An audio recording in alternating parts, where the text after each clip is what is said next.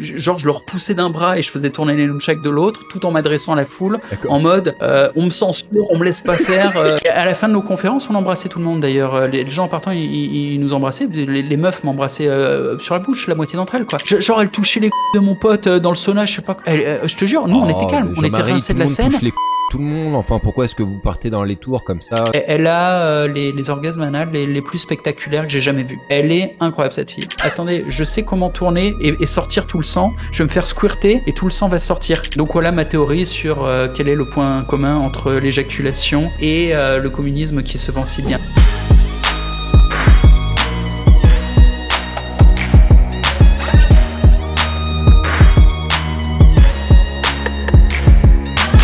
Jean-Marie, le plus beau, c'est qu'on soit là et c'est parfait, on soit tous ensemble. Merci d'avoir accepté l'invitation, c'est super cool. Alors j'avais envie de te présenter un petit peu quand même Jean-Marie. Donc Jean-Marie, tu es un ancien artiste de rue. Tu as d'ailleurs sorti un livre titré Jean-Marie Corda, artiste de rue, où tu expliques que tout a commencé à l'âge de 13 ans. Tu es même passé dans des émissions télé pour effectuer des prestations. Tu as rencontré quelques personnes du monde du showbiz, notamment Alain Soral, que j'aimerais beaucoup interviewer d'ailleurs. Ensuite, tu es devenu donc acteur porno, et ensuite devenu je pense, un des meilleures formations, vendeur de formations sur le sexe pour les hommes, avec des formations comme plus grosse, plus large pour augmenter la taille naturelle du pénis, retarde ton éjaculation, érection en béton, bande sur commande, sextao pour contrôler ton énergie sexuelle. Il y en a encore d'autres. Moi d'ailleurs, j'en avais acheté une qui était celle sur l'injaculation, et j'avais jamais entendu parler de ce truc-là avant que t'en parles toi d'ailleurs, c'était super intéressant. Ensuite, tu t'es porté sur une direction plus business. Maintenant, t'assumes directement sur des vidéos ce que tu vends. T'es un vendeur de formation. N'hésite pas à le dire. Et je pense qu'il n'y a pas beaucoup de gens qui ont eu cette honnêteté comme ça de dire les gars, ok, je vous donne de la valeur, en même temps je vends. Et oui, on est là pour vendre et on est là pour gagner notre vie. Je fais un petit raccourci, t'as créé la communauté DBL, Domination by Love. D'ailleurs, il y a un mec dans le chat qui a dit tout à l'heure coucou à toute la communauté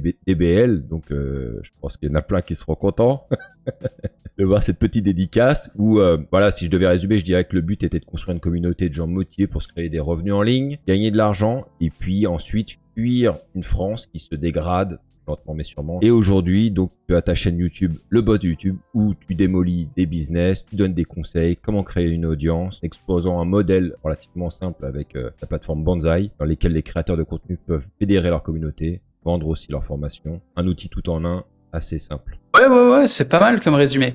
Et t'avoueras que c'est le bordel. Je me fais souvent inviter dans des interviews et ils me demandent bon, est-ce que tu peux te présenter? Et je suis emmerdé, je sais pas quoi dire. Parce que là, tu as fait un petit peu la roadmap de mes 15 dernières années ou 20 dernières années et elle est un peu bordélique. Et encore, tu as passé toute la partie métapolitique. C'est pas évident d'expliquer aux gens que je suis passé de la métapolitique au porno, au coaching sexuel, au marketing, tu as oublié la crypto, en faisant beaucoup de marketing, en vendant des formations sur différentes méthodes de vente jusqu'à développer ma propre plateforme pour les créateurs. Et aujourd'hui, mes vidéos sont effectivement une forme de promotion pour ma plateforme. C'est-à-dire que plus je forme des gens à monétiser leur contenu, plus il y a des gens qui vont aller utiliser ma plateforme pour monétiser leur contenu. Et c'est pas évident à présenter ça. Les gens trouvent souvent que c'est un parcours qui n'a aucune cohérence, qui fait aucun sens. Alors que moi qui l'ai vécu de l'intérieur, je trouve que ça fait complètement sens. C'était et c'est toujours comme un film. Je vis ma vie comme ça. Et à chaque fois, il y a des étapes logiques qui m'emmènent vers l'étape suivante. Et j'ai quand même une forme de roadmap. Ma roadmap explose. C'est-à-dire à chaque fois, je me fixe un objectif avec des étapes. Et il y a un truc qui fait que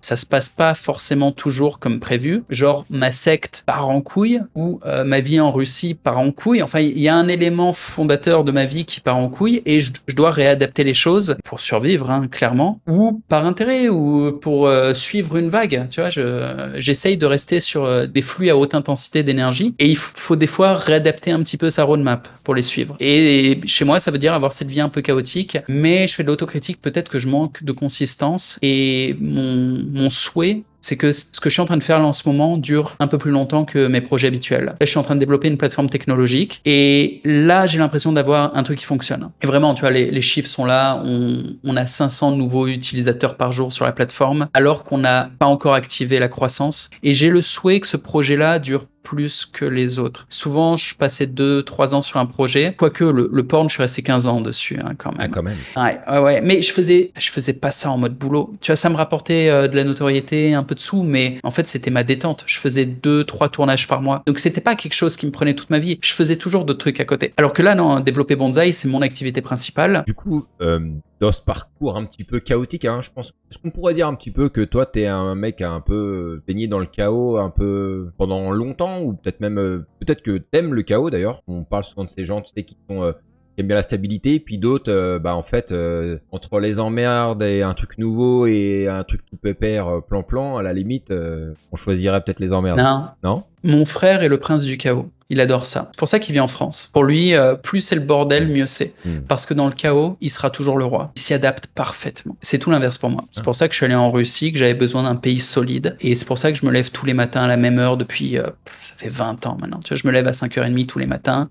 J'ai du personnel de maison. Il y a des protocoles de communication même en interne dans ma maison. On n'interrompt pas le fil de ma pensée comme ça. Même la manière dont mon staff s'adresse à moi, il me demande, tu vois. Et la manière dont je bosse, ma façon de faire mes deep work, les protocoles que je mets en place dans mes boîtes. Je suis pas un homme du chaos, pas du tout. Okay. Je suis un bâtisseur, je suis quelqu'un de rigoureux, je suis quelqu'un de très attaché à ses routines et qui développe ses routines à fond. Et DBL, c'était un peu ça. C'était partager ma passion pour les routines que j'appelle des rituels. Je donne carrément une dimension mystique à mes routines. Et je déteste ça. Je pense que la réalité essaye de me pousser à l'humilité en me rappelant que, contrairement à ce que je désire, je ne contrôle rien. J'aimerais avoir tout sous contrôle, mais c'est pas le cas. Donc je me prends des grosses baffes de la vie et je dois un peu accepter le chaos qui m'entoure et m'y adapter. Donc j'essaye d'être plus souple que je ne le suis, mais je suis pas quelqu'un de souple du tout. Moi, j'ai une personnalité tyrannique, ultra ordonnée, mais pas tyrannique cruelle. Je n'ai pas une personnalité sadique. Au contraire, je suis quelqu'un de bienveillant. Je suis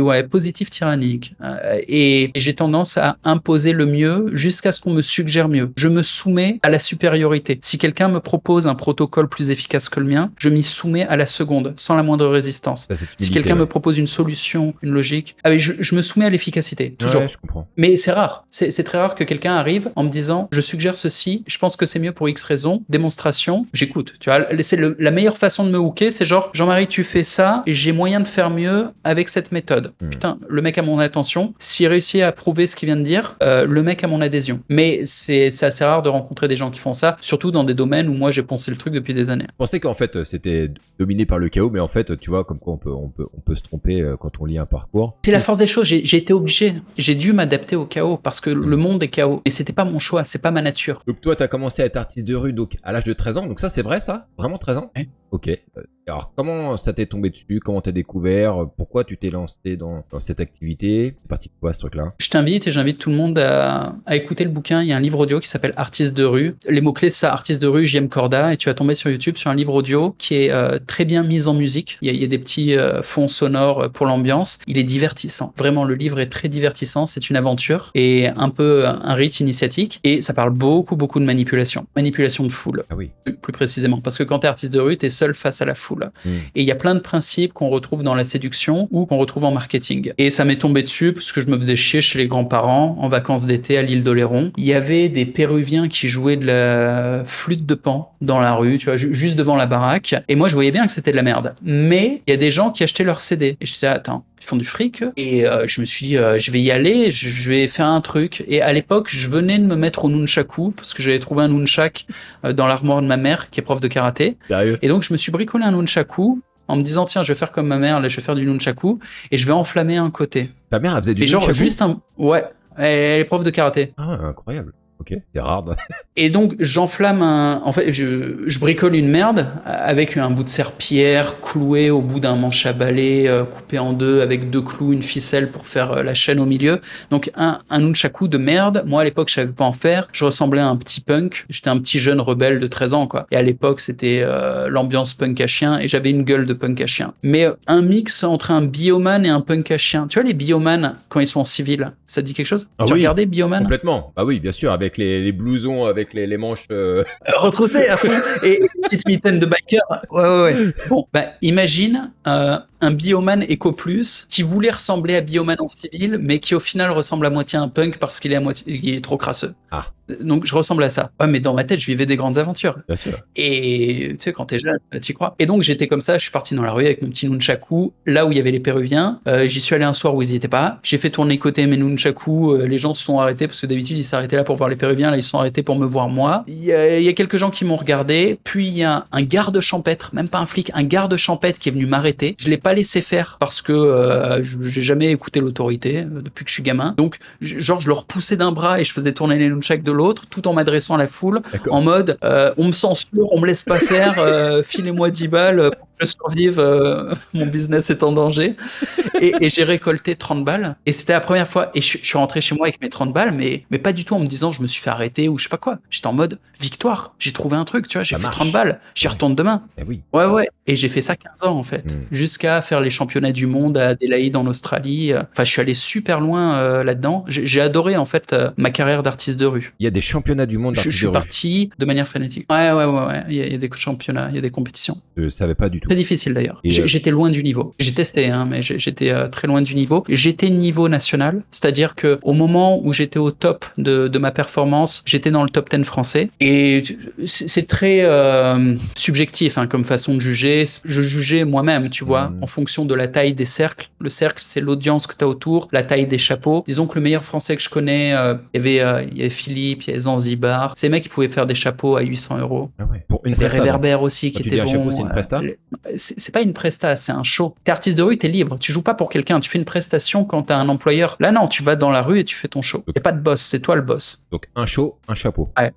On appelle ça le chapeau. Le revenu que tu fais en spectacle de rue. Et les boss du game en France, ils pouvaient taper du chapeau à 800 balles et des ambiances incroyables. Je te jure, incroyable parce que il y a un niveau de charisme équivalent au meilleur gars du stand-up français, mais qui se passe dans la rue avec une dimension d'improvisation qui n'est pas la même. Et ce qui change, c'est que contextuellement, t'es pas sur scène. Quand t'es sur scène, t'es à 1 mètre ou 2 de hauteur par rapport à l'audience. Et ne pas être sur leur niveau, sur le plan énergétique, change tout. Quand t'es sur le même bitume que l'audience, tu te prends les cris de l'audience en pleine gueule et l'audience se prend ton flux énergétique aussi en pleine gueule. Et l'échange, l'atmosphère, l'intensité, la magie d'un spectacle de rue, surtout un spectacle de rue pas organisé. Je te parle pas des spectacles de festival ou quoi, je te parle de celui dans la vraie rue. Ça peut être incroyable. C'est ce qu'il y a de plus intense et c'est la forme de divertissement qui m'a le plus touché au monde. Et pour moi, c'était le plus intéressant. J'ai fait du théâtre, j'ai fait de la télé, j'ai fait du porno, j'ai fait plein de... Là, je suis sur YouTube. Je m'éclate sur YouTube. Et au final, c'est là où je suis le mieux. Mais c'est parce qu'il y a le confort. C'est pas pour l'intensité que je suis sur YouTube. Pour l'intensité, il y a rien qui est équivalent à la rue. Et il se passe des choses dans la rue. T'as une ambulance qui peut traverser ton cercle parce qu'il y a un type qui est blessé ou qui s'est bourré la gueule, il s'est battu. Et quand l'ambulance vient détruire ton cercle,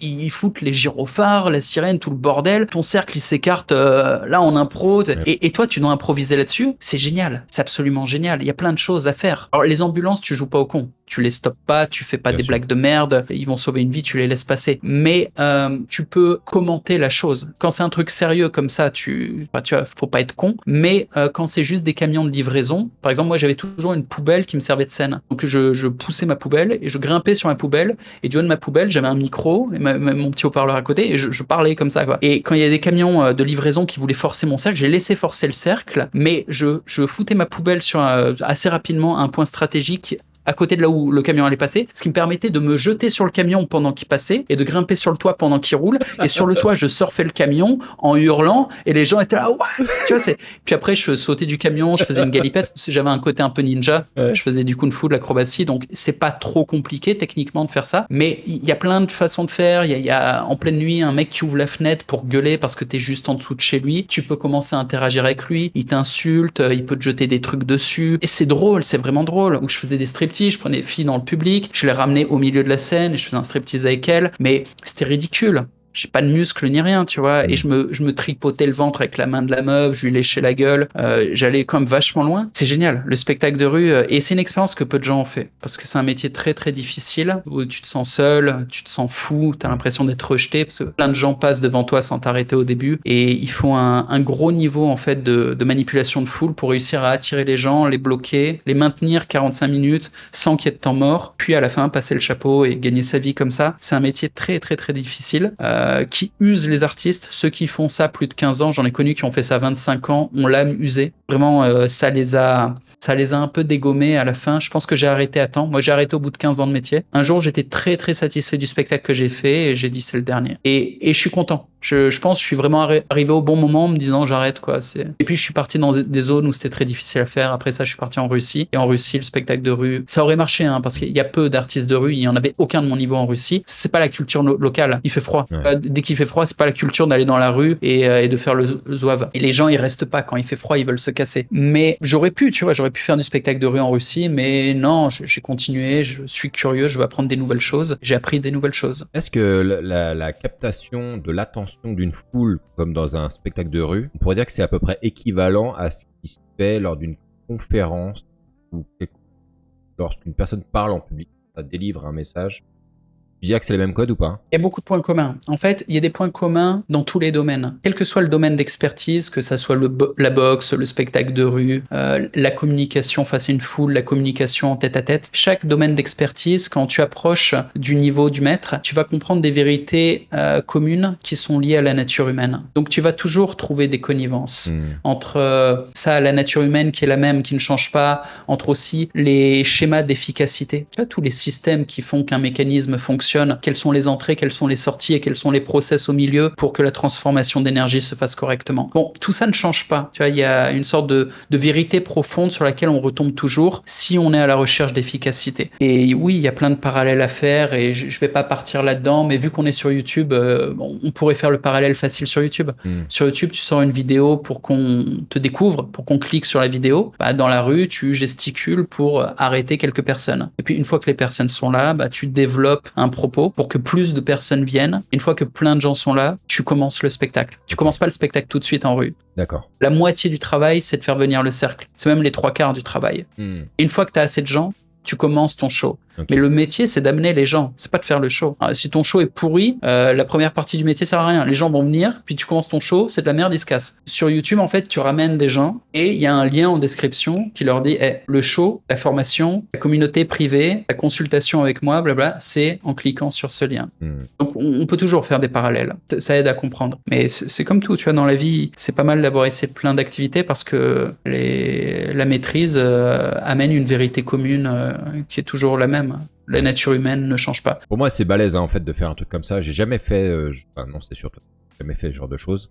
Capter en fait l'attention d'une foule, des passants, des machins, et arriver comme ça à regrouper comme tu fais. Je pense que pour n'importe qui, et honnêtement, même moi, en fait, j'aurais tendance à partir sur ce genre de réflexion. C'est qu'il faut être vachement confiant, faut avoir beaucoup d'assurance pour faire un truc pareil. Et tu vas peut-être me dire qu'en fait, t'en avais pas là non plus. Si, j'ai un trouble de l'identité narcissique très aigu qui m'a valu des problèmes. Enfin, tu vois, j'ai été déscolarisé à cause de ça. J'étais limite asocial tellement j'étais narcissique. Et les gens utilisent ce terme à tort et à travers, donc ils captent pas. Mais quand tu as un trouble poussé, tu as une perception distordue de ta propre personne. Tu te crois meilleur que ce que tu es et tu crois tes créations être meilleures que ce qu'elles sont. Porté à sa propre personne, par exemple, moi, je me crois plus grand et plus balèze que je ne le suis. Et quand je fais des sports de combat, je suis face à un mec qui fait 15 kilos plus que moi, j'ai l'impression que je fais son gabarit. Je me sens pas dominé. Et je me fais défoncer après, hein. Tu vois, le mec, en fait, non, il est plus gros, il est plus fort que moi. Mais sur le coup, et j'ai pas la lucidité de le capter. Et ça vaut aussi pour le business. Je vais lancer un business en croyant que c'est bon. Je vais aller faire un show dans la rue en me disant, putain, j'ai un truc génial. Ma première pulsion, c'est pas de me dire j'ai peur d'être ridicule. Ma première pulsion, c'est j'ai trop hâte de montrer au monde ce dont je suis capable. J'y vais, je sors mes accessoires, ma chorégraphie, ma musique, c'est de la merde. Au début, c'est ça, hein, pendant des années, de ce que tu fais dans la rue en tant qu'artiste, c'est de la merde. Moi, je faisais pas du jonglage, je faisais du maniement d'armes, je faisais du kung-fu, maniement d'armes. Mais tu mets une musique épique, t'as un costume éco-plus de ninja, enfin, pour moi, c'était ça, et tu crois que ce que tu fais est héroïque. Non. J'étais un pouilleux qui se prenait pour un bioman mais qui avait l'air un punk, qui gigotait 2-3 conneries enflammées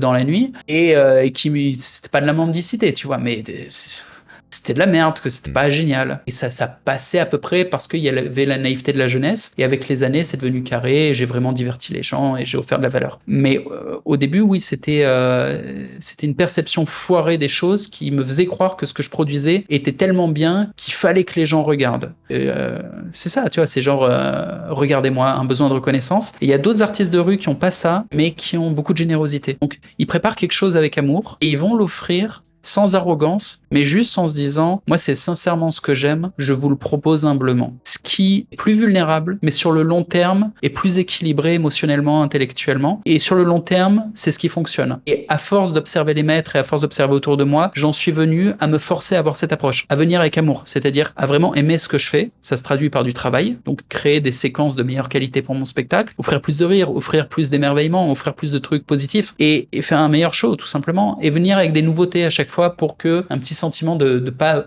tourner en boucle et de refaire les mêmes conneries. Il fallait que je propose quelque chose de nouveau pour mon âme. Je suis pas un robot. Donc je suis venu avec ça.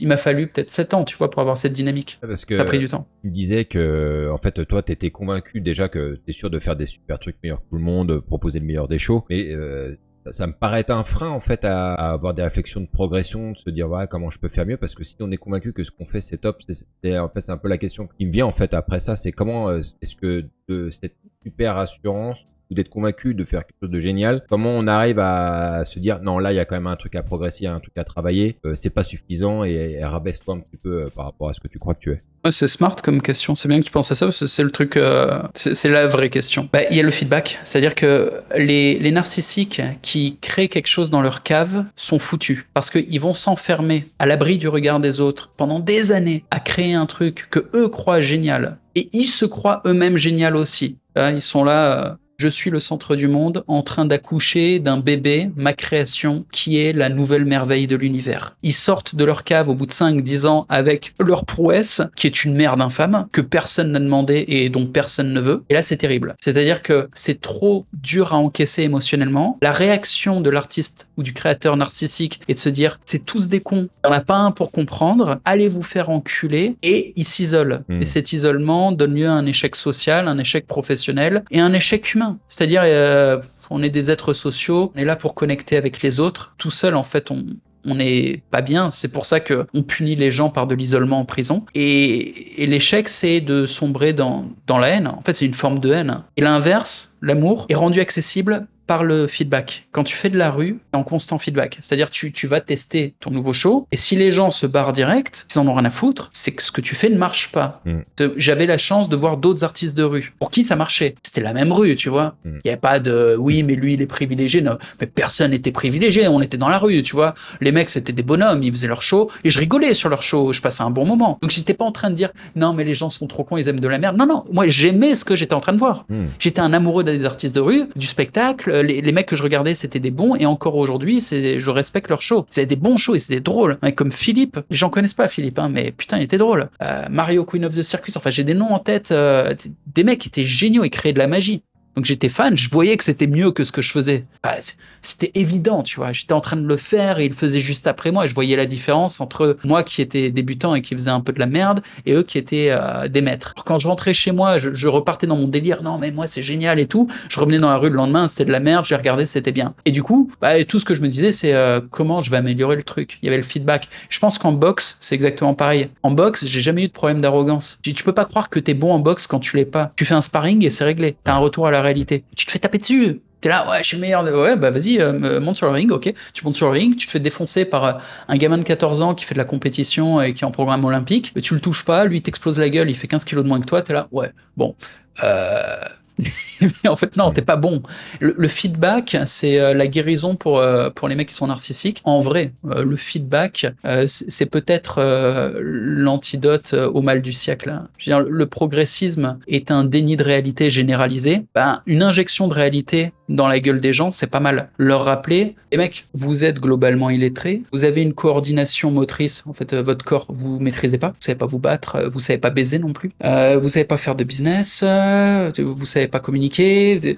Les gens ont un niveau médiocre sur tout ce qu'on va appeler les core skills, c'est les compétences de base, et ils n'en ont pas conscience. Et ils sont en mode, c'est pas grave, parce que c'est pas ça les valeurs. Les valeurs modernes, c'est d'avoir de la vertu, c'est d'être tolérant. Mais c'est pas une valeur, la tolérance. C'est tout l'inverse. Moi, je suis ultra intolérant. Vive l'intolérance. Intolérance, ça veut dire voir le souhait d'excellence. Et donc, oui, on est dans un collapse civilisationnel où la tolérance et donc l'incompétence généralisée est proposée comme un idéal. Fuck it. Et la rue, c'était l'inverse. Ça marche pas. La boxe, c'est pareil, quoi. C'est l'excellence, la boxe. Tu peux pas aller boxer si t'es mauvais. tu te fais défoncer. C'est le feedback direct de la vie en fait, hein. C'est la vie qui te cogne la gueule instantanément en fait. Le business, ça fait ça aussi, hein. Tu lances ton business, tu perds de l'argent, bon bah c'est assez clair, le marché a parlé. Et du coup, en tant qu'artiste, donc toi t'as fait ça pendant 15 ans, t'as commencé à 13, ça fait quoi, t'as arrêté à 28 ans? Ouais, à peu près, ouais. J'imagine que... Après, ouais. J'imagine que t'as dû avoir quelques nanas assez faciles en fait à faire le beau gosse dans la rue, à faire tes shows. Ouais. Bah, tout métier de représentation, quand t'es seul face à un groupe, ça te place dans une position très charismatique. Surtout quand tu maîtrises ton activité. Et moi, je faisais ça depuis que j'étais gosse, donc je maîtrisais. Et en plus, c'est une activité de mise en valeur. C'est une activité théâtrale dans laquelle tu fais rire les gens, tu fais applaudir les gens et tout. Donc c'est d'une facilité déconcertante. Pour n'importe qui, hein, qui fait un métier de scène, que ça soit de la musique, du théâtre ou ce que tu veux, enfin, sous différentes formes, ou même quand tu es sur les réseaux sociaux et que tu es populaire sur les réseaux sociaux. Un type qui a 50 000 followers sur Instagram, et ben en fait, il envoie des messages privés à des meufs et les meufs elles vont répondre parce qu'il a 50 000 followers. Elle se dit, ce gars a un statut social, il peut m'amener des followers aussi. Et même si ces nanas ou ces individus ne monétisent pas cette attention qu'on a sur nous, et ben ça reste de l'énergie, ça reste de l'attention et ça a une valeur énorme. C'est rare, c'est précieux, les humains le sentent. Et ils en veulent une partie, ils veulent être un peu éclaboussés par ça. Du coup, c'est facile de faire des connexions, que ce soit aujourd'hui dans le business ou c'était facile à l'époque d'avoir des nanas parce que j'étais dans une position de facilité. Toi, je sais, t'es sur une chaîne de séduction. J'ai jamais séduit de ma vie, je ne sais même pas faire. Je n'ai fait que du contexte. J'ai toujours construit un contexte qui m'était favorable, mais j'ai zéro game. Si je débarque dans une situation qui n'est pas à mon avantage et que les gens ne savent pas qui je suis et que j'ai pas d'attention sur moi et que j'ai aucune raison objective de prendre l'attention sur moi, ça serait bizarre, mais je peux pas aborder à froid une meuf, la mettre à l'aise, être agréable, la relax, la stimuler, la faire rire, l'emballer, lui vendre du rêve et puis la baiser. Je saurais pas faire et j'ai même pas envie de faire, honnêtement. J'ai même pas envie de faire, j'ai presque même un problème moral avec ça. Ah oui, bah vas-y, dis. Bah en fait, j'ai une théorie. J'ai une théorie qui est super hostile contre la séduction et le game en général. Oh merde. Ah ouais. Je me dis que un séducteur, au mieux, c'est un gamer, un joueur qui apprécie le jeu pour le jeu. Genre, il kiffe ça, tu vois. Il apprécie le game. Et donc, il va, plus que le sexe encore, il va apprécier être en position de handicap. C'est-à-dire, il n'a pas un contexte favorable. C'est pas le boss de la place. Les gens le connaissent pas, rien. Il va aborder une meuf, il la connaît pas, ok. Mais grâce à ses compétences, c'est-à-dire son game, il va arriver dans des situations presque handicapantes à avoir l'attention positive d'une nana dont il est intéressé. C'est très fort, tu vois. Et il y a un sentiment de conquête, il y a une compétence, il peut y avoir un jeu social aussi qui est amusant, et le game est amusant. Ça, c'est pour moi la meilleure vision du game possible. Un gamer qui aime le game. Cool. Et même quand c'est optimisé à ce point et que c'est si positif que ça, en face, soit une nana un peu saine d'esprit, qui souhaite avoir un foyer traditionnel, cette nana, elle peut ne pas comprendre que c'est un jeu. Et en fait, elle va se faire manipuler. C'est comme un mensonge. Elle veut un foyer traditionnel et en face d'elle, elle a quelqu'un qui n'est pas sincère et qui joue. Soit la nana est une dégénérée qui apprécie le game et qui apprécie l'attention reçue. Et donc, on a un gamer qui chope l'attention d'une dégénérée. Why not? À la limite, ça se vaut. Je trouve ça assez équilibré. Et sinon, ben, on a aussi les gens qui subissent le game juste parce qu'ils veulent baiser gratos. Ça, je trouve que c'est le pire. Je trouve que ça coûte beaucoup de temps et d'énergie, autant aller payer. Je veux dire, autant focaliser pour avoir un boulot qui rapporte et se payer ce qu'on veut plutôt que subir un game qu'on n'apprécie pas. Mais ouais, le seul contexte où je vois un sens au game, en étant un peu sérieux 2 minutes, c'est aller séduire des dégénérés en ayant le désir de les conquérir.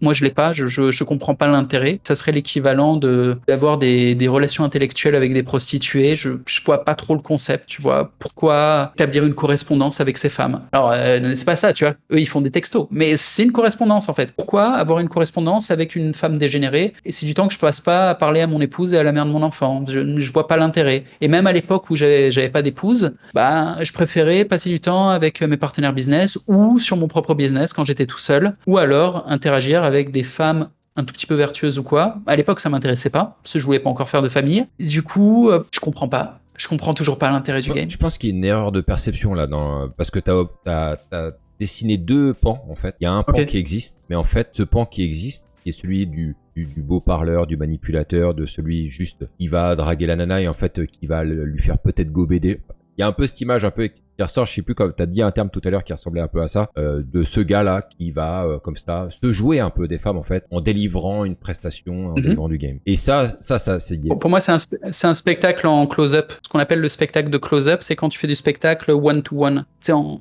très petit comité. C'est genre les mecs qui font des petits tours de magie avec les cartes, avec des anneaux, des machins, des petits objets dans les doigts, ils font du close-up. Quand j'ai vu des bons gamers, pour moi, c'est des mecs qui font du one-man show en close-up. Donc c'est-à-dire, ils vont faire un mini-spectacle face à 3 personnes pour isoler la meuf, puis un mini-spectacle à la meuf quand ils sont devant elle, et ils vont faire de la stimulation émotionnelle. D'abord pour la relaxer, puis pour la stimuler, pour créer le désir ou le rire ou l'émerveillement. Mais pour moi, ce qui est pas inintéressant en termes de performance. Pour moi, quand je vois des gens faire ce genre de choses, ça me fait rigoler en fait. Je trouve ça même pathétique. Et c'est pas ça alors? Mais non, en fait, c'est pas ça. C'est pas ça le game? Mais non. Ok, moi c'est la vision que j'ai du game. Non, parce que moi, quand je vois ça, en fait, je trouve ça pathétique. Quand je vois des gens qui sont en représentation, c'est pas que ça me fait vomir, mais je trouve ça déplorable. Je trouve ça naze. Effectivement, ces mecs-là, ils vont essayer de jouer de la nana. Non. Si je fais un parallèle avec le business. Et juste un truc que tu captes, pourquoi moi j'avais du mal avec cette représentation, c'est que vu que toute ma vie j'ai fait de la représentation, mais avec un costume et une musique, genre on officialisait le fait que it's a game. Tu vois, genre c'est une fiction les mecs, je vous fais un spectacle. C'est comme tu vas au cinéma, tu regardes un film. It's a fiction. Et c'est cool, tu vois. Tu vas voir un spectacle, tu sais que c'est un spectacle cool. Mais le côté, c'est un spectacle, mais la meuf, elle est pas au courant que c'est un spectacle. Ce truc-là crée un malaise, surtout quand le spectacle est mauvais. Ouais, non, ok. Pour moi, le game, c'est un peu le principe, tu vois, des flingues. Tu vois, un flingue, il tue, mais tu peux t'en servir pour te défendre comme tu peux t'en servir pour agresser. Avoir du game, draguer des nanas, ça peut être fait sous une optique qui est plutôt respectable, c'est-à-dire, et moi, c'est en tout cas... dans cette optique que je suis, et celle où tu es en full manipulation, comme t'expliques toi sur cette perception que tu viens de décrire. Moi, pour moi, c'est, on va prendre le principe en fait d'un business. Tu viens de créer un produit, il est magnifique ton produit, mais personne ne le connaît. Il va falloir que tu le mettes devant la gueule de gens pour qu'ils se disent, regarde ce produit, peut-être qu'il va t'intéresser. Tu vois. Et ben nous, en tant que mec, et en tout cas moi, c'est comme ça que j'ai vécu tout mon parcours. C'est ça. Cette meuf me connaît pas. Là, elle est en train de traverser la rue. Je la trouve très jolie. Et peut-être que on pourrait faire un gros bout de chemin ensemble. Donc je vais me poser devant elle. Je vais lui dire bonjour. Je vais lui faire un petit compliment et on va voir si on peut faire quelque chose. Et si ça tient, c'est cool et on peut se prendre un verre et on va plus loin, c'est cool. Et si ça marche pas, eh ben c'est pas grave. Mais en fait, c'est juste, on est inconnus au bataillon et donc on se fait connaître. Et ça, pour moi, là, c'est vertueux. Alors attends, excuse-moi, je suis obligé de t'interrompre parce que je suis en mode waouh, presque choqué. En train de me dire que c'est fonctionnel d'aller voir une nana qui t'intéresse en n'étant pas recommandé, en étant personne et en lui disant écoute bonjour, je m'appelle un tel et j'aimerais me présenter et peut-être que tu seras intéressé. Et se présenter sincèrement, en lui se présentant correctement, tu vois, mais sans emballer le truc, genre tout à fait. Sans faire un show quoi. Juste voilà, je suis ce mec-là, je te parle parce que écoute, il y a quelque chose qui m'attire chez toi, mais voilà, je suis ce mec-là. Est-ce que tu veux qu'on aille boire un café et qu'on se présente correctement? Exactement. C'est à peu près ça quoi. Mais c'est complètement ça. Et salut, je m'appelle Jean-Marie, je viens de te voir passer, je te trouve très jolie et je me suis dit bah tant pis, je tente ma chance, ça va peut-être pas marcher. Et voilà. Et la nana va te regarder, va te faire oui non. Et qu'est-ce qu'on fait? On continue ou pas? Qu'est-ce que tu es en train de dire? Et ça marche ça? Bien sûr. Ça fonctionne? Bien sûr. Ok.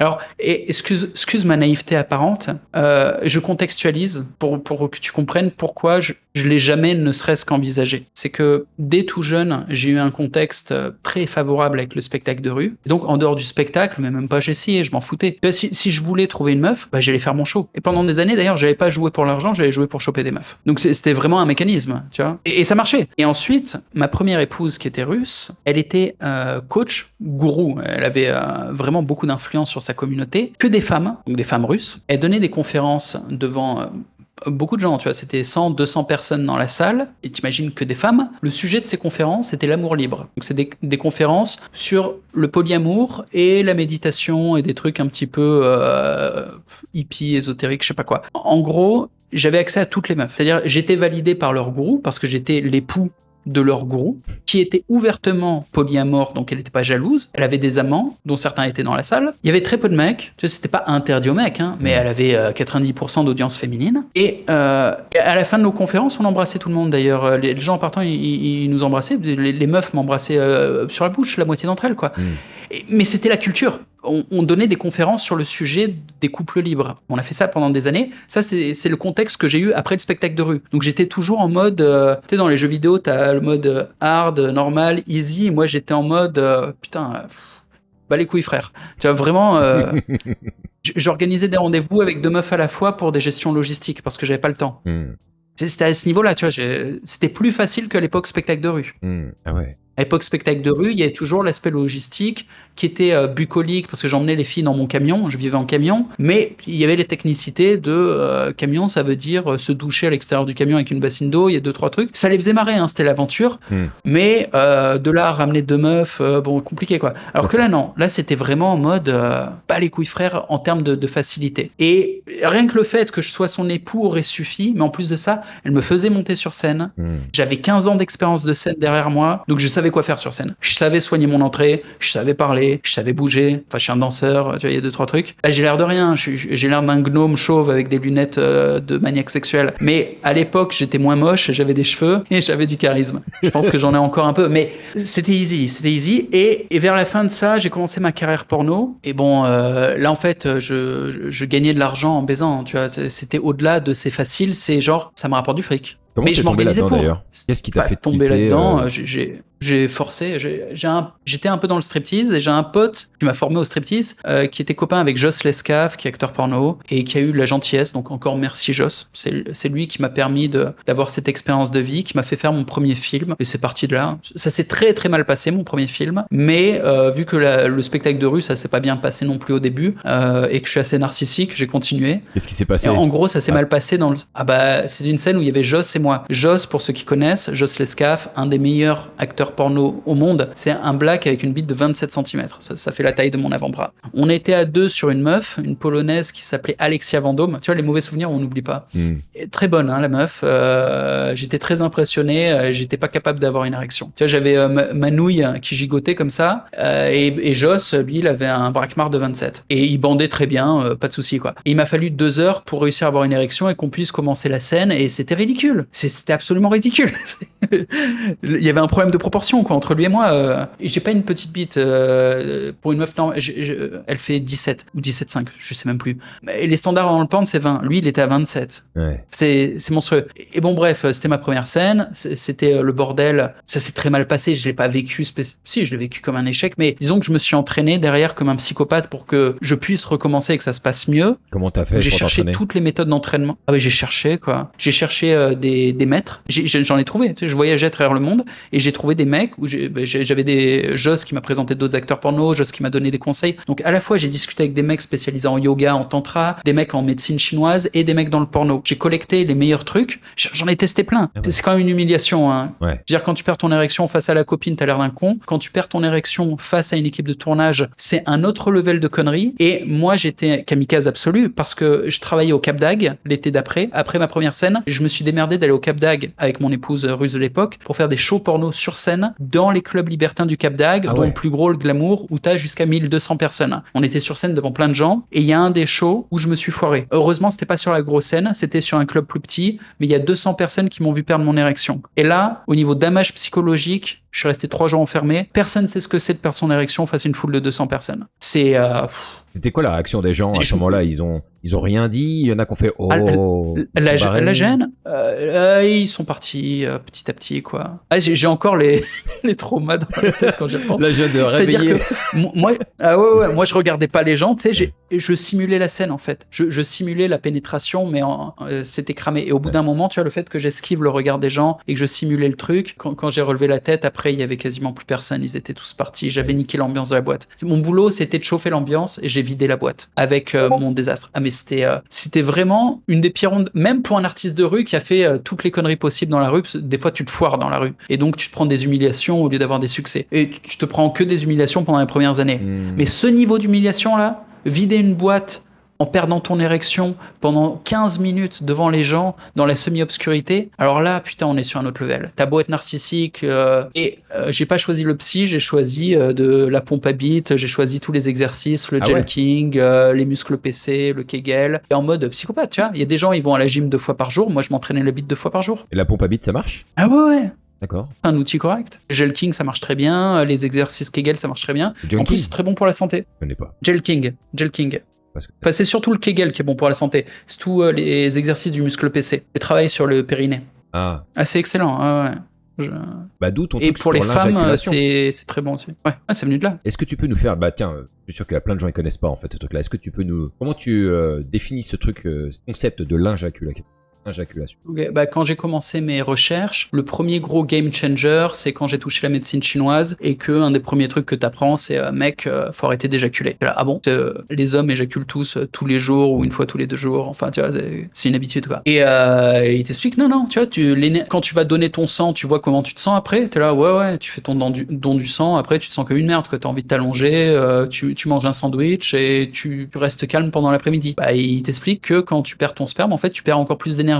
Et quand tu y repenses, t'es là, c'est vrai que après avoir éjaculé, j'irai pas faire un match de boxe, j'irai pas faire une réunion importante, j'irai pas faire un sprint, j'irai me poser, bouffer un truc, tranquille, tu vois, regarder une série peut-être. C'est pas là où t'es au top de tes compétences. Et quand t'éjacules tout le temps, tu perds énormément d'énergie. Et j'ai commencé à arrêter d'éjaculer, j'ai commencé à faire des techniques pour me rapprocher de l'orgasme, puis au lieu d'éjaculer, ce qui est une sorte de décharge de sensations par l'éjaculation, bah en fait tu peux déplacer ces sensations dans le corps et quelque part t'énergiser le corps. Tu te sens fort juste avant l'éjac. Tu sens pas la douleur et tu as de la puissance. On n'y réfléchit pas trop, mais genre 30 secondes avant de lâcher la purée, quand tu gigotes la meuf, bah prends conscience que s'il y a des mauvaises odeurs, tu ne les sens plus. S'il y a des douleurs dans ton corps, tu ne les sens plus. Si la meuf elle est un peu lourde ou quoi, pas grave, tu la gigotes quand même. Donc t'es fort en fait. 30 secondes ou 1 minute avant l'éjac, t'es fort.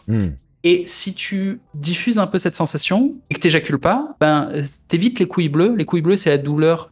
Quand t'éjacules pas, il y a une partie des mecs qui ont des douleurs testiculaires. Quand le corps est préparé à éjaculer, puis qu'il est frustré qu'il n'y a pas ça, ça peut se transformer en douleur. Je sais pas si tu le vis, toi. Moi, je le suis. Déjà arrivé plusieurs fois, surtout au tout début, avant de sortir avec la merde de ma gosse. On se chauffait dans le parking et putain, quand on retournait chacun chez nous, là, fallait que je décharge parce que j'avais trop mal. Et dis-toi, il y a des mecs, ils comprennent pas ça. Quand tu leur expliques, ils sont là, mais ça m'est jamais arrivé. Donc c'est un peu la loterie. Il y a des mecs qui l'ont jamais eu, ils sont pas au courant, personne leur a dit. Donc pour eux, ils comprennent pas. Bon, ça me fait plaisir, tu vois de quoi je parle. Bon, moi, si je me fais chauffer et avant d'avoir ces techniques, j'avais super mal, genre super ultra mal. Ah, ça fait mal. Comme si tu avais pris un coup de pied dans les couilles. Ah ouais, c'est comme. Pareil. Ok, merci. Dès que je croise un mec qui l'a vécu aussi, je suis là, putain, merci, quoi. Je suis pas seul. Mais bon, tu vois, à force, je suis au courant.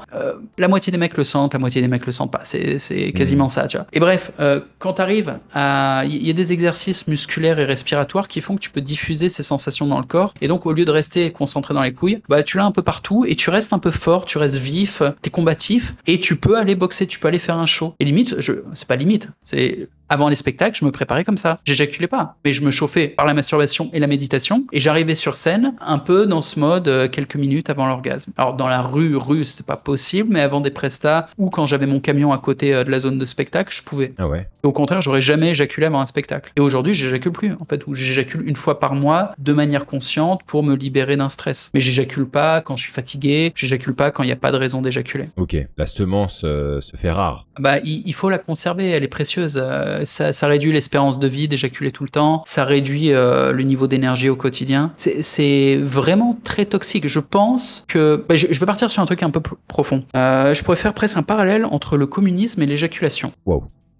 Ah ouais. Ah ouais, j'ose. Faut la tenter, c'est vrai. Ouais, faut la tenter. Pourquoi le communisme et l'éjaculation ont un point commun? Et quel est-il? Et c'est une impro, j'y ai jamais pensé, mais ça me vient. Le communisme, on sait que ça ne marche pas. Plein de pays qui ont essayé, ça foire toujours, on est d'accord. Mais vendre le communisme à la population fonctionne. Oui. C'est-à-dire, encore aujourd'hui, il y a beaucoup de gens, la population française dans sa quasi-intégralité en fait partie, qui veulent du communisme. Ils adorent ça. Pourquoi est-ce que ça marche? Pourquoi est-ce que les gens ils en veulent de cette merde? On sait que ça marche pas, ça limite les opportunités de succès. Pourquoi les gens veulent cette merde? Je te pose la question. À ton avis, pourquoi est-ce que ça se vend aussi bien, cette idéologie? Parce que, en fait, ce qui est véhiculé dans le communisme, c'est l'idée qu'on se partage tous les mêmes choses et on devient tous égaux dans notre capacité à vivre normalement et bien. C'est ça en fait qui est renvoyé à chaque fois en disant si on se partage tous les biens, et ben on sera tous heureux parce qu'on sera tous au même niveau. Ça c'est beau. Et fini les putains de cons de riches et fini les pauvres.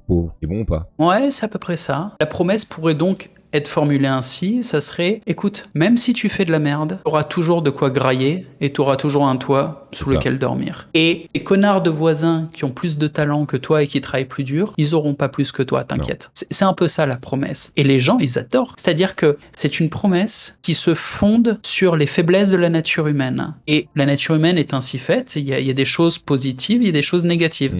Là, ça fait partie de la nature humaine qui est la guerre, qui est la prostitution, qui est toutes ces choses, quoi qu'on en pense.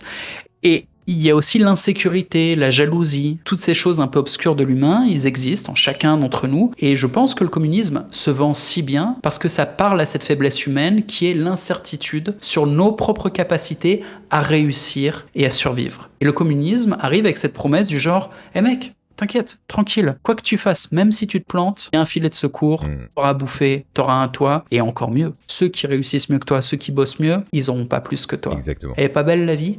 Un type qui a confiance en lui, il entend cette merde, il est là, allez vous faire enculer. C'est la guerre. Et un type, un type qui est angoissé, un type qui est en insécurité, il entend cette promesse, il est en mode ah mais je signe. Vous êtes en train de me dire que il y a moyen de pas crever. Je veux survivre, ouais ça m'intéresse. Et en plus, les autres ils vont pas flexer devant moi avec le fruit de l'injustice de leurs privilèges, parce qu'ils voient pas ça comme ça. Ils voient pas ça comme ils ont plus bossé, ils ont plus mérité. Ils sont en mode les enculés, pourquoi ils auraient le droit et pas moi.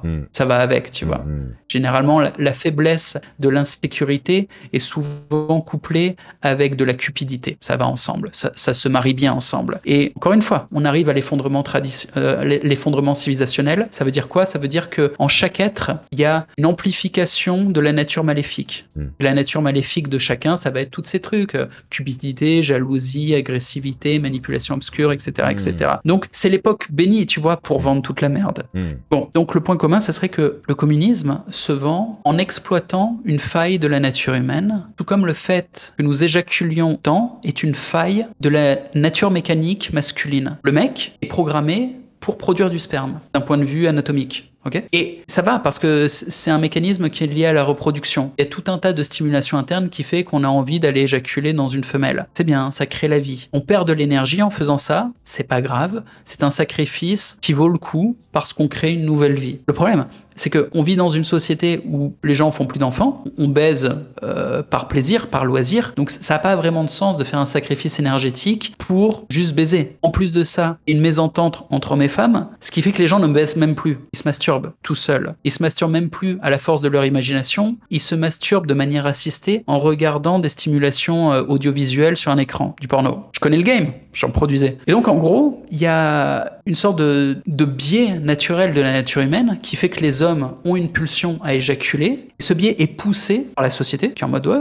allez-y, éjaculez les mecs, parce que ces hommes ainsi amoindris, ils ont moins de force, moins de testo, moins de combativité parce qu'ils ont éjaculé, donc ils sont plus faciles à gérer. Et je connais la manipulation de foule, j'ai fait 15 ans de spectacle de rue, je comprends qu'on souhaite qu'une foule soit homogène et docile. Bon, la docilité passe par une éjaculation fréquente de la population, c'est important. On veut pas d'une population qui n'éjacule pas, on veut pas d'une population trop éduquée, on veut pas d'une population trop homogène non plus, parce qu'on veut pas que les gens s'unissent pour former un groupe soudé qui peut devenir un groupe de pression. C'est pour ça qu'on veut plein de petits groupes, le cosmopolitisme c'est ça, tu vois, plein de petits groupes qui s'entendent mal au sein d'un territoire. Ça commence à être facile, tu vois, là, à dominer ce genre de foule. Un groupe homogène, fort, conscient, là, quand ce groupe se retourne contre toi et que t'es un leader illégitime de ce groupe, t'es dans la merde. Donc voilà ma théorie sur quel est le point commun entre l'éjaculation et le fait que la société pousse à l'éjaculation et le communisme qui se vend si bien. Les deux basent leur stratégie marketing sur une exploitation d'une faiblesse humaine.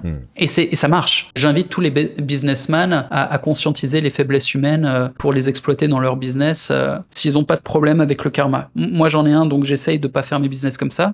Je produis de la valeur, mais force est de constater qu'exploiter la nature humaine, surtout dans ce qu'elle est le plus mauvais, ça marche et particulièrement bien dans des périodes de collapse civilisationnel. Wow, sacré constat là. Est-ce que t'as du croustille, une anecdote rigolote, par exemple quand t'étais dans le porno, même des fois ridicule, pas ridicule, amusante, enfin je sais pas, un truc que t'as à nous partager, que t'as peut-être jamais partagé d'ailleurs? Ça peut être cool. La plupart, je les ai partagés. Ah. C'est plus forcément en ligne, mais j'avais plein de vidéos sur les tournages les plus foireux, les scènes les plus dégueulasses. C'était que ça soit sur le porno ou sur le sexe tarifé. Et des trucs inédits ou je sais pas quoi. Là, j'en ai une à l'esprit, mais c'est trop dégueulasse. Il y a celle qui est venue avec l'anus en sang. Ouais, je peux peut-être tester celle-là. Celle qui est trop dégueulasse, tu peux l'édulcorer ou pas? C'est chaud, hein. Non. La meuf était folle. Genre, vraiment, je pense que c'était une schizo. J'avais jamais tourné avec. Kira Roller, pour ceux qui iront faire la recherche. Je n'ai tourné qu'une scène avec elle. Et à l'époque, scène compliquée. Elle venait chez moi. J'étais censé l'embarquer en Suède, en bagnole. On était avec Lilou Moon. Heureusement que Lilou Moon était là pour sauver l'ambiance. Bref, l'actrice, la Kira Roller, avec qui je tourne pour la première fois, elle débarque le matin chez moi. On était censé partir quelques heures plus tard en bagnole. Elle débarque en vrac, elle ressemble à rien, hein, ébouriffée, en larmes et en état de choc. Bon, je la fais rentrer dans mon appart, j'essaye de comprendre ce qu'elle articule, c'est le bordel ça. Je lui sers le thé, tu vois, pendant qu'elle se calme, et elle m'explique que la scène d'hier s'est mal passée, que elle chie du sang, mais genre à flot intense. Ah ouais. Elle a fait une scène anale avec des mecs un peu bourrins, et voilà. Mais elle me promet que ça ira, que il faut juste qu'elle reprenne ses esprits et que pour la scène d'aujourd'hui, elle pourra le faire. Tu vois, elle suggère ouais, on pourra faire la scène en anal comme prévu. Moi, j'étais en mode non. Genre, non, je vais. Il y a un chantier pas possible. Je non. vais.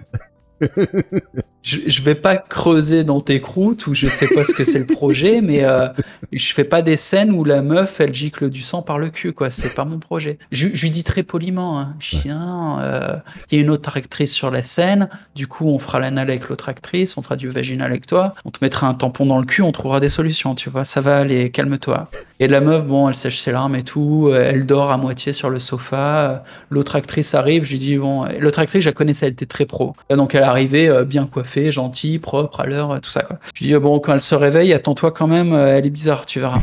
Et donc on fait la route avec mon caméraman et l'actrice à l'époque, et sur la route complètement folle. Mais vraiment schizo, multiples personnalités. Donc elle passait d'une personnalité à l'autre, des fois très joueuse, très motivée, des fois agressive, des fois paranoïaque. Elle a voulu qu'on s'arrête en plein milieu pour que j'achète un jouet pour son gosse. Mais genre, c'était un braquage. Si je m'arrêtais pas, celle qui tirait le frein à main, elle était folle. Pour que j'achète une merde en plastique à son gamin, je lui ai acheté sa merde, tu vois. Mais c'était vraiment, cliniquement, c'était chaud, quoi. Bon, et on a fait la scène. Pendant la scène, elle a switché la personnalité pornstar, elle a fait une super scène, genre elle était très forte, techniquement, scène bi, donc elle interagissait avec l'autre nana, elle faisait des trucs avec ses doigts, tu vois, elle doigtait l'autre actrice, elle l'a fait jouer en 2 minutes, et on était là, genre, elle était trop forte, et elle était là, mais bien sûr, je suis la reine et tout. Genre, elle a switché de je suis en sanglots, je chie du sang, à je gère trop, je suis une technicienne, et face caméra, j'assure de fou. Genre, elle a fait une super scène. Aucun problème, tu vois. Et c'est limite moi, pendant la scène, qui refusait quand elle m'a dit non, mais ça va, je peux le faire en anal et tout. J'étais ça va, tranquille. Enfin, tu vois, j'aime bien le sexe anal, mais je pars pas en aventure comme ça, quoi. Et donc, on tourne la scène super bien. Mon caméraman, il était chaud, il voulait se la taper, et il y avait une petite ambiance, tu vois, des fois, après le tournage, mon caméraman, c'était mon colocataire à l'époque, et on ramenait des meufs à la maison, c'était un gamer, lui, pas comme moi, tu vois.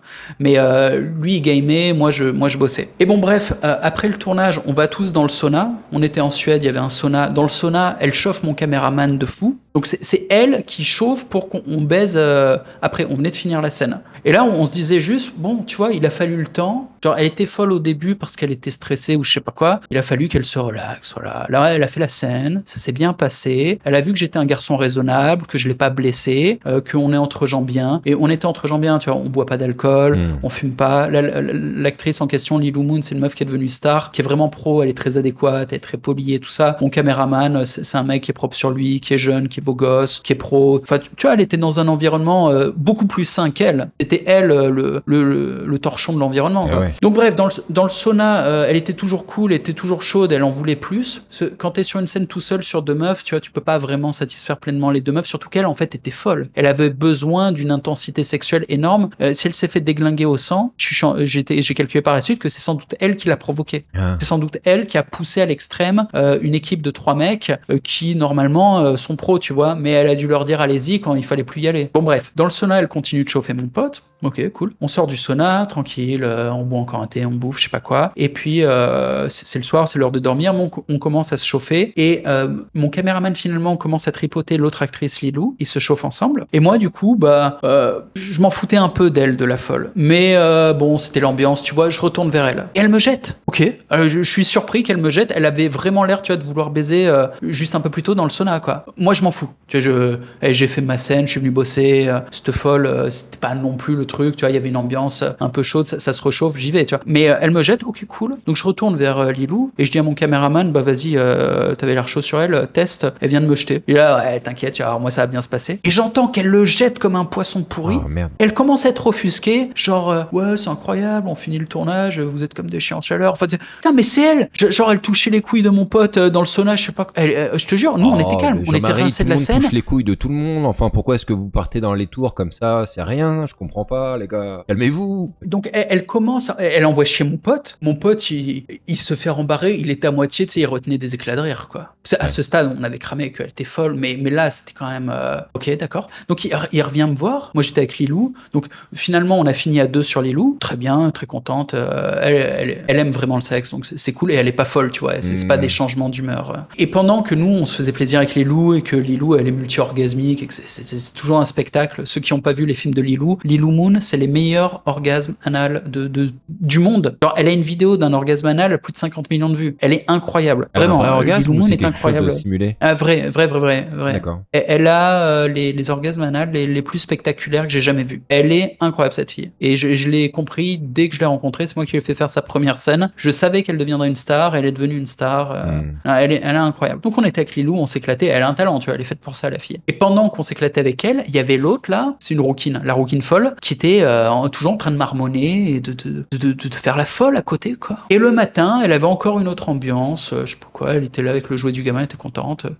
Donc ouais, ça c'était la tarée, non, j'en ai rencontré d'autres des tarées. Hein. Il y a celle qui faisait du squirt ensanglanté aussi. Il y a toujours des histoires de sang ensanglanté, folles. Ah la vache. Ouais, elle arrivait à se faire squirter et en fait, elle est venue à un tournage avec ses règles. Elle nous a dit, attendez, je sais comment tourner et sortir tout le sang. Je vais me faire squirter et tout le sang va sortir. Et elle a fait ça en plein milieu et elle a attiré l'attention pour que tout le monde la regarde quand elle l'a fait. Et elle a fait une sorte de squirt ensanglanté qui n'a pas du tout marché. C'est-à-dire que le squirt ensanglanté a marché, mais elle a continué de saigner derrière, quoi. C'est pas une façon d'arrêter les règles. T'arrêtes pas tes règles en squirtant. Enfin, j'imagine, quoi. En tout cas, ça n'a pas marché. Et ça a foiré complet. On a fini la scène en anal, ça passait, quoi. Elle avait son tampon. Mais squirt ensanglanté, ouais, j'ai eu ça. Merci pour cette interview, Jean-Marie. Ça arrive de faire des salons de l'érotisme.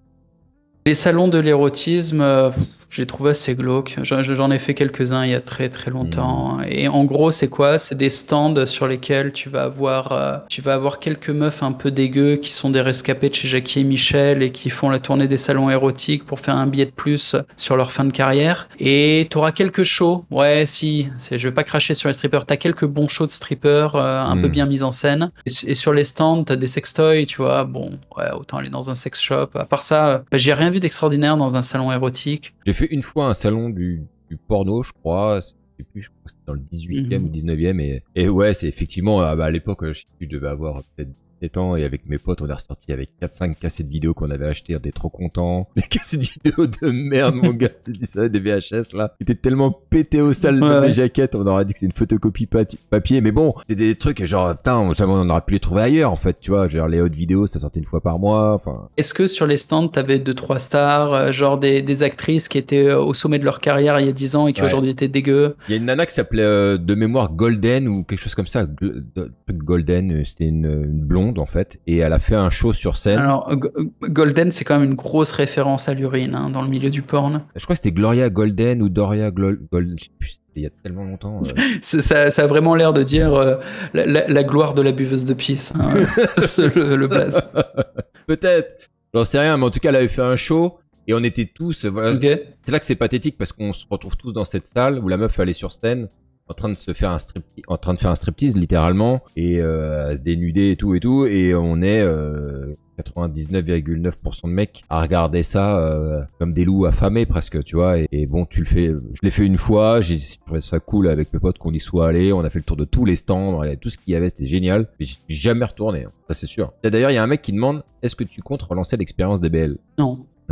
Non, je pense que c'était vraiment intéressant à faire, surtout pour moi. Je pense qu'il y a quelques mecs qui ont réussi à prendre quelque chose. DBL, pour ceux qui savent pas, c'était une utopie. Je voulais sauver des gars, je voulais me créer une communauté. En gros, je voulais prendre les forces vives françaises et les embarquer avec moi en Europe de l'Est pour qu'on aille bosser là-bas. Alors moi, j'y étais déjà depuis 10 ans, tu vois. Je suis resté 11 ans en tout. Ou j'y étais depuis 9 ans, ou je sais pas combien. Et c'était pas délirant, hein. Il y a 200 mecs qui se sont cassés de France grâce à moi. On était 2000 en tout. Sur les 2000, il y en a 200 qui se sont cassés et qui sont, pour la plupart, jamais revenus en France. Donc j'étais pas si fou, hein. Ils ont trouvé ça bien, l'Europe de l'Est. Ou ils ont fini en Asie, ou je sais pas où, mais bon, ils ont fini dans des environnements un petit peu plus favorables que la France, pour des jeunes comme nous, ou des jeunes qui sont entrepreneurs pour la plupart, ou qui travaillent en ligne. Et mon utopie était un petit peu naïve. C'est-à-dire, je me voyais vivre et interagir avec ces gens-là au quotidien, alors qu'il n'y avait pas de filtre qui a été fait. C'était des gens que je connaissais pas, tu vois, juste rencontrés online, le filtre c'était payer 20 balles pour accéder à la communauté, je faisais de la pédagogie dedans, mais ça marche pas comme ça. Quand tu veux filtrer les gens avec qui tu veux vivre, ça se fait de manière beaucoup plus sérieuse. Il faut avoir des expériences avec eux, faut les rencontrer, faut manger avec eux, faut s'entraîner avec eux, faut travailler avec eux. Alors je faisais certains trucs, tu vois, avec les meilleurs gars de Débel, on bossait ensemble, je les impliquais sur des projets où je venais être advisor sur leurs projets, on faisait, tu vois, on essayait d'aller dans cette direction. Là, je vais faire un entraînement de boxe, enfin un camp de boxe à Rio de Janeiro au mois de mars. J'invite les gars à me rejoindre. Il y en a pas beaucoup qui me rejoignent, hein. Il y a peu de monde aussi passionné de boxe que moi. Ouais. Et puis ça fait du chemin, tu vois, quand t'es en Europe, aller jusqu'au Brésil, ça fait du chemin. Et en gros, c'était un peu naïf tout ça. Aujourd'hui, j'ai toujours un souhait de communauté, mais pas aussi étendu qu'avant. Avant, je voulais vraiment une armée. Là, aujourd'hui, quelques mecs de confiance autour de moi, avec qui je bosse, je m'entraîne, je mange. C'est plus humble, c'est plus réaliste, et ça marche. Surtout, ça marche. Parce que mon utopie naïve et arrogante ne marchait pas. Donc, encore une fois, tu vois, c'est le feedback du réel qui me ramène à ma place en me disant, ouais, la communauté, c'est bien. C'est pas ça le souci. C'est juste, commence par avoir 4-5 gars autour de toi, des gars solides, bienveillants, sur qui tu peux compter, qui peuvent compter sur toi. Déjà, gère ça, après on verra. Et aujourd'hui, j'ai de nouveau des communautés, mais il y a plus cette utopie, il y a plus ce mensonge. Je me mentais à moi-même, c'était pas un mensonge malveillant dans lequel j'étais manipulateur. J'y tenais, j'y croyais. Mais aujourd'hui, mes communautés ont une promesse qui est vachement plus réaliste. J'ai une communauté avec des créateurs dans lequel je transmets ce que je sais. C'est-à-dire comment monétiser une audience. C'est un truc que je fais depuis 10 ans. Bon, là, tu vois, je suis safe. Je sais de quoi je parle. Et en plus, j'ai une plateforme, un outil gratuit pour ça. Je gagne de l'argent quand les mecs gagnent de l'argent dessus. Donc, c'est pas un outil communiste, hein. Rassure-toi, je fais mon fric. Mais les mecs, au pire du cas, ils vont sur la plateforme, s'ils gagnent rien, ça leur a rien coûté. Tu vois, en termes de risque, normalement, je suis bon, tu vois. Au pire, les mecs bossent. Bon. Et ils vont pas perdre de l'argent. Ouais, mais de toute façon... Ils bossent sur leur propre projet, tu vois. Mais c'est une belle utopie dans l'absolu, en fait. Mais ça fait un peu comme quand on est gosse et qu'on rêve d'un monde meilleur et qu'on se dit, si on réunissait des gens, on allait tous dans la même direction, avec le même objectif et on enclenche quelque chose de beau, on crée de la valeur, etc. Et puis à la fin, on se rend compte que derrière, il y a la réalité de l'humain qui des fois suit pas, qui fait les choses à contre-courant, qui va te mettre des coups de couteau dans le dos. C'est un peu ça aussi qui s'est passé, je sais pas. Non, ça serait un petit peu enfantin, tu vois, de dire j'ai été déçu par l'humain. Je pense que c'est un vrai manque de sagesse d'être déçu par l'humain. Je pense qu'il y a un équilibre qui est compliqué et qui fait que l'humain a en lui quelque chose de bon et de mauvais, que ça soit en foule ou que ça soit de manière individuelle, que ce soit toi ou moi. Okay, on a tous un biais plus ou moins fort et faible, bienveillant, malveillant. Tu vois, il y a cet équilibre qui existe en chacun de soi. Et le regret ou la tristesse, au final, c'est quand on comprend pas. Et on comprend jamais. On comprend jamais pourquoi ça se passe mal. Donc on est toujours triste et déçu par des comportements humains. Mais ça m'intéresse pas. De l'être. Ça m'intéresse pas d'être triste et déçu de comportements humains. Ce qui m'intéresse, c'est de comprendre la nature humaine. Je pense que c'est quelque chose de passionnant. Je sais pas trop pourquoi, mais ça m'intéresse. Et je refuse d'être déçu. Je considère que c'est toujours ma faute. C'est moi qui ai mal compris la nature d'une foule ou la nature d'un individu. Et c'est ma faute si l'interaction que j'ai créée avec la foule ou l'individu est décevante et n'atteint pas les objectifs stimulants que j'avais proposés. C'est ma faute. Et aujourd'hui, je vais jamais repenser à DBL en mode ouais, c'était trop des merdes les gars. Non, c'est moi qui ai pas assez fait le filtre. C'est moi qui ai proposé des choses qui étaient pas réalistes. C'est moi qui ai voulu des choses que je visualisais pas. J'avais pas le niveau de maturité et je l'ai toujours pas. Je me remets en question, tu vois, sur tous ces trucs-là. Et vraiment, j'encourage personne à être déçu de la nature humaine. Il faut... je reviens à ce que je disais tout à l'heure, tu vois. Le monde moderne, dans son effondrement civilisationnel, fait un déni de réalité. Et j'essaye au contraire d'observer avec lucidité cette réalité et donc d'observer la part négative et foireuse de l'humain en me disant, ok, c'est là. Comment je peux faire pour que cette part ne prenne pas le dessus? Comment je peux faire pour moi-même rester intègre? Et rester intègre, ça veut dire ne pas manipuler l'humain pour que sa part négative joue en ma faveur. On parlait du communisme et de pousser les gens à éjaculer. Eh bien, c'est manipuler la nature obscure des humains en sa faveur. C'est pas quelque chose que j'ai envie de faire. J'ai pas envie, c'est de la manipulation obscure. Je pense que stratégiquement, c'est mauvais. Quand tu manipules les foules ou les individus contre eux-mêmes en ta faveur, ça finit par se retourner contre toi. Parce que ça finit par les niquer eux, et ils finissent par le sentir. Même s'ils comprennent pas, ils le sentent. Soit ils dépérissent, soit ils se rebellent et ils t'enculent. Ça marche pas. Sur le long terme, ça marche jamais. Il faut rester bienveillant et conscient, ce qui est super difficile. Il faut avoir conscience de toute cette partie obscure dans les foules et les individus pour pas se le manger en pleine gueule et pas en être victime, mais il faut pas non plus en être le marionnettiste. Il faut trouver un équilibre qui est complexe et que je trouve intellectuellement passionnant. Ouais, ok. C'est intéressant ce que tu dis. Bah merci en tout cas Jean-Marie pour le temps que tu as passé avec nous, avec moi. Mettez un like, partagez, voilà. Sur les gars, je vous souhaite une bonne soirée. Bonne soirée Jean-Marie.